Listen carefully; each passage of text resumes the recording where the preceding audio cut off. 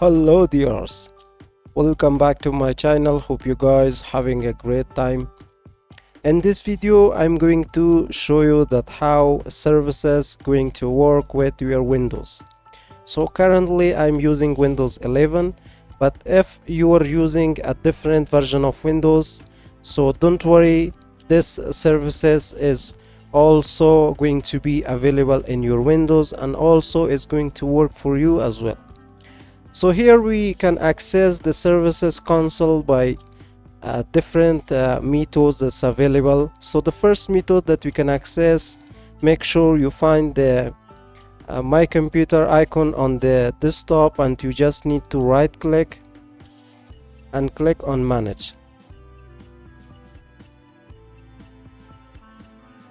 So when you are going to click at the manage, the computer management console is going to show up.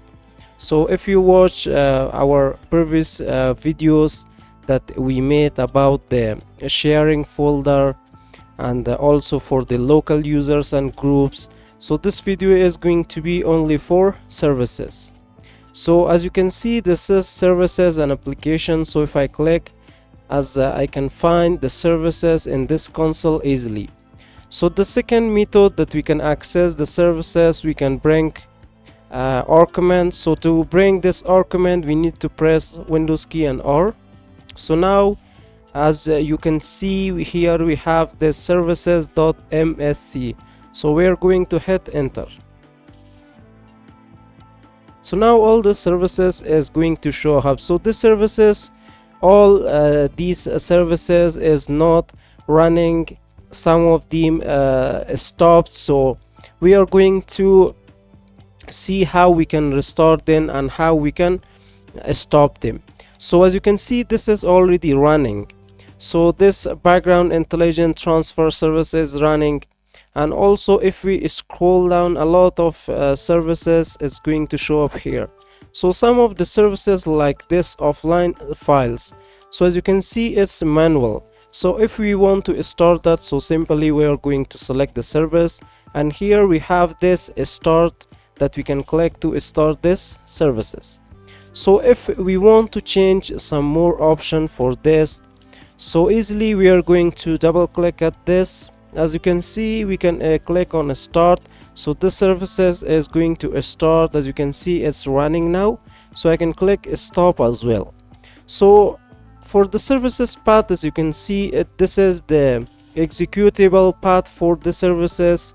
So if we want to put this manual, so this is the manual way that we are going to start the services. But if we click automatic, so automatically when my computer PC is boot up, so the service is going to be start automatically. As you can see, we have this automatic delayed start. It means that when you're going to start your PC, then the service is going to take some seconds to start. So that's why if you select this one, so it's going to automatically start, but it's going to delay. So as you can see, if we select this disable, so for all services is going to show up this startup type. So sometimes you require to use this offline file services, so you are going to use this automatic, and if you put it to manual, so you have to open this services console and you have to click on the service that you want to start. So this is how it's going to work with other services as well. And if I go to this logon tab, as you can see, we have two things: local system accounts and also this account. So if I select this one, by default is going to be selected as a logon as local system account. So if I allow for a local system account, this allows services to interact with desktop. So I'm going to select this one, so it's going to also interact with our desktop as well. So if I want to go with a specific account, so simply I'm going to select this account. So I need to browse here and select my specific account that I want to use this services for. So simply I'm going to use this Firdaus and I'm going to click OK and click OK. Here I'm going to type my password. So this services is going to be only available for this account, because we log in when we log in to this account, so this is going to be work with that. So we don't want to use that for local system accounts. For every account you want to, so we are going to select this one. For a specific, you can select this. As you can see, we have this recovery tab. So if we go to this recovery tab, as you can see, for this services, the first failure is going to happen to this offline service, so we can select this take no action, restart the service, or run a program, or restart the computer. So the second failure, when it's happened to this service, so we can also choose one of these actions, like take no action, restart the service, or run the program. And also for the third one, which is this subsequent failure. So subsequent failures is something that's going to happen a third time. So for that also we can select the different service that we have available here.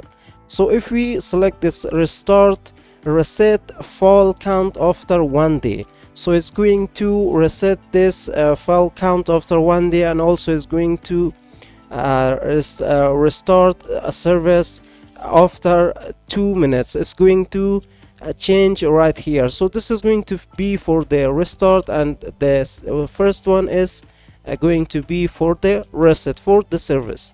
And also if we select enable action for stops when error, so simply we are going to select this one. When enable this action, when it stops this error, or this error is going to stop, so the action is going to be a stop. So we don't want to actually change anything for this services, because we didn't see any kind of failure for the services.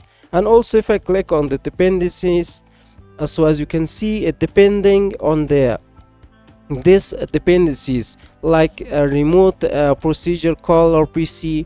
And if I scroll down, let me show you, these services actually depend on the offline files. So we are going to click cancel for now, so we are going to stop it. We don't want to use it. But if you think this service is not starting to, so simply you are going to click at restart, and the service is going to restart. And if there is any error or any failure, so this is going to solve the problem, and you don't have to configure too much of that thing that you want to use that. So if I scroll down, as you can see, we have many more available services here, like this work folder.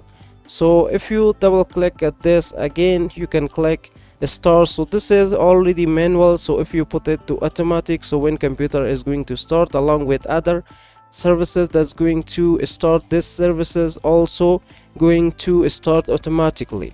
So we don't want to actually change anything for that as well, so we are going to cancel this.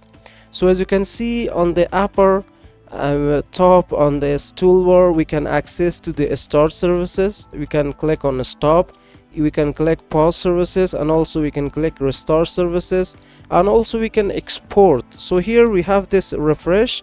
On the right side we have this export list. So if I click, so simply I'm going to type like here work folder. So we are going to click save.